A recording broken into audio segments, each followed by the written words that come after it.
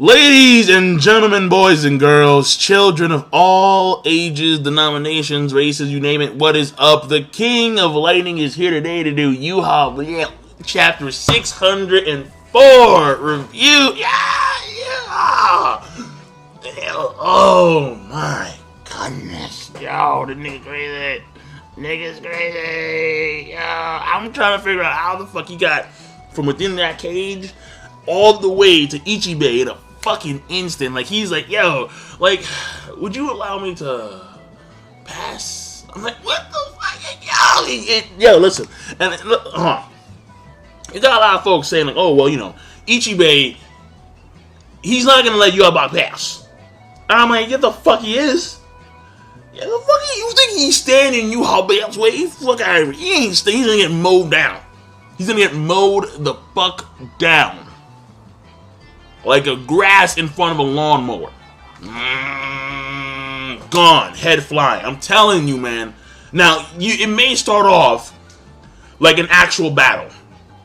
Meaning that like it's gonna be like an actual tussle between Juha and Ichibei. And actually, I'm surprised that Hashvault isn't the one taking on Ichibei. Because I'm pretty sure Hashvault would want His Majesty to get his hands dirty with these Quincy scum. Vice versa, with these Shinigami scum. But obviously, Juha, he's one of those leaders where if he needs to, he'll stand on the front lines. Like, yo, like, everyone step aside. I got this. Don't worry about it. I got this, man. I got this, man. It's up front. We're here today to fuck some shit up. Ain't here to go. So I like Juha. I like the way he's going about these things. And I want to talk about a few things that I saw, that I read in the live reaction of the chapter. Now, first of all, you had folks saying that if Aizen were to show up, he'd wait for Kyoraku to leave. Why? Do you forget what happened to Kyoraku when he tried to take on Aizen? All right, he got the treatment, but just gone. Kyoraku is fodder to Aizen. He's bona fide fodder to Aizen Sosuke. Why the fuck would Aizen care if Kyoraku is there or not? I mean, Kyoraku's Bankai is hyped to be significantly powerful, very powerful. But it doesn't matter because Aizen is the shit. Aizen already had Kyoraku in Kokasuigetsu. That shit's still there. He will mow Kyoraku down in a few seconds. Maybe a minute. Maybe. So it doesn't matter. It really doesn't. But Kyoraku is going up to the Seirete.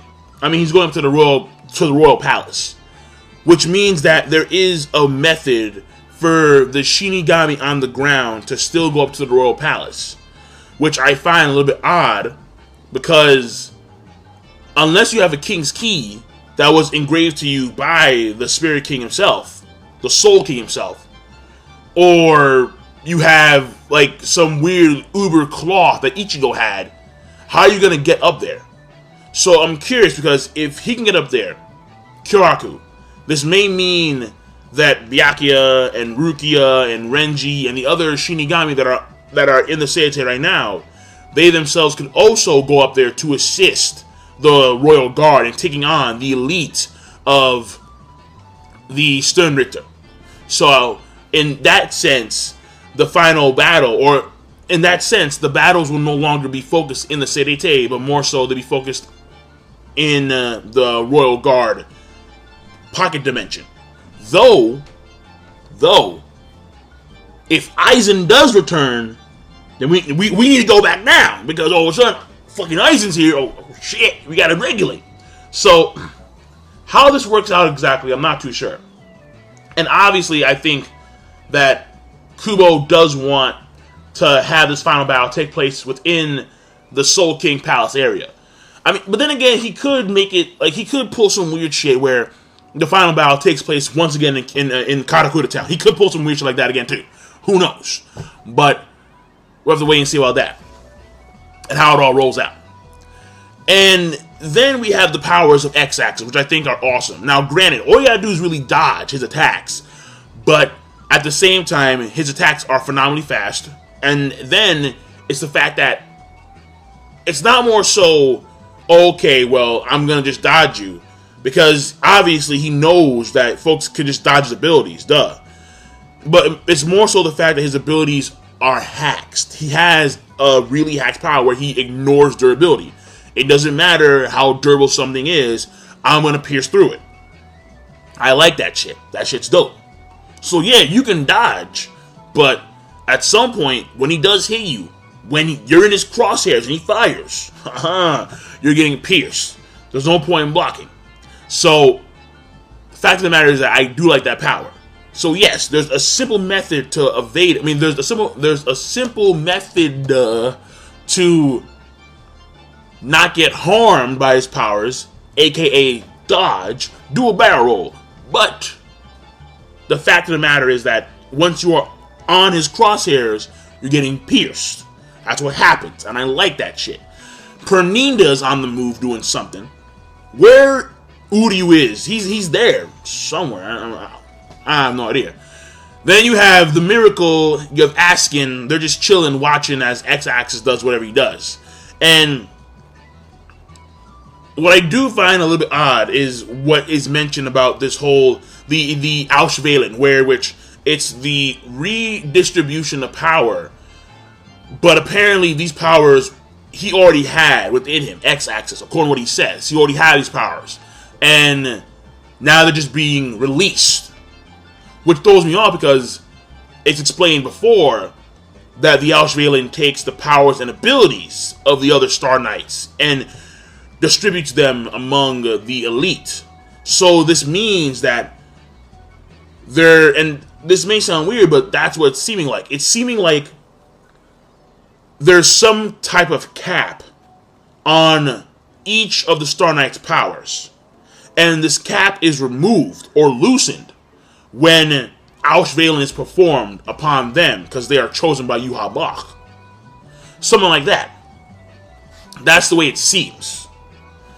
So, it's odd, but I do like it because it does give, like, it doesn't just simply allow. Okay, let me say it like this, because I'm trying to think about a way to say it. Okay, let me say it like this. Number one, that doesn't mean that Askin is going to start rocking Basby's heat. That doesn't mean that you're going to have the Miracle start using Lampert's insane mouth abilities. However, that also means that this probably applies to Juha Bach himself. Now let's keep it real here. Juha Bach has a host of abilities already, according to what was stated by Hashvald, because he performed the Auswählen. And then Hashvald said, this is but one of many of Juha Bach's or His Majesty's powers. So if he already has a host of abilities, how would that be even fair if he were to take upon the other abilities of the other Star Knights when they died? So what does that mean? Initially, it was perceived when it comes to a Star Knight's death that the abilities that were given to them by Juha Bach would then directly transfer over to Juha Bach. Meaning that because you had someone like Masty Masculine and James, they had a unique set of skills, Juha Bach would also get those same set of skills.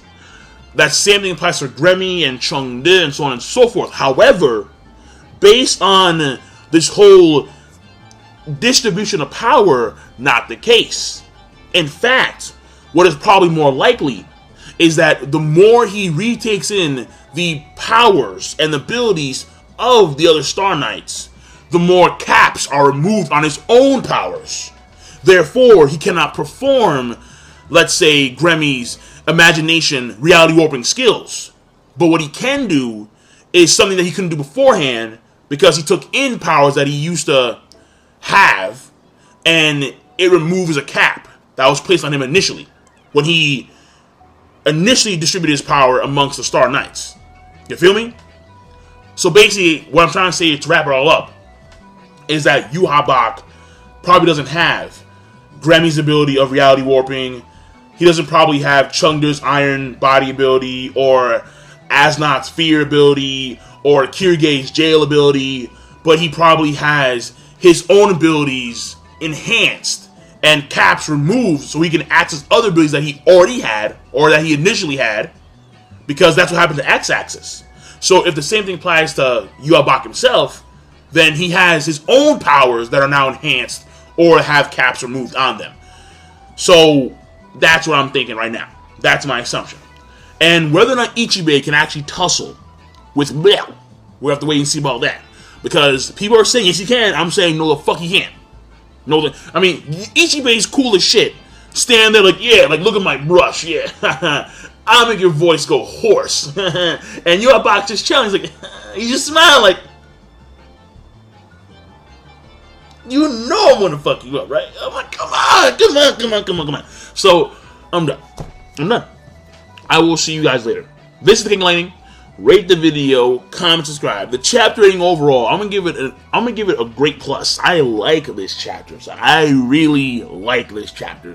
Juha Bach is doing what he does best, being epic, being beastly, and overall dominating the competition. Rate the video, comment, subscribe. And I still don't understand fully why is that you have folks like, let's say, Robert, who were eradicated immediately by the Auswählen. But then you have folks like Basby, who are taking this full frontal and who are still there. That's still not explained yet. But again, I gotta, hopefully Kubo clarifies that in the future. So again, rate the video, comment, subscribe. Peace. Have a nice day.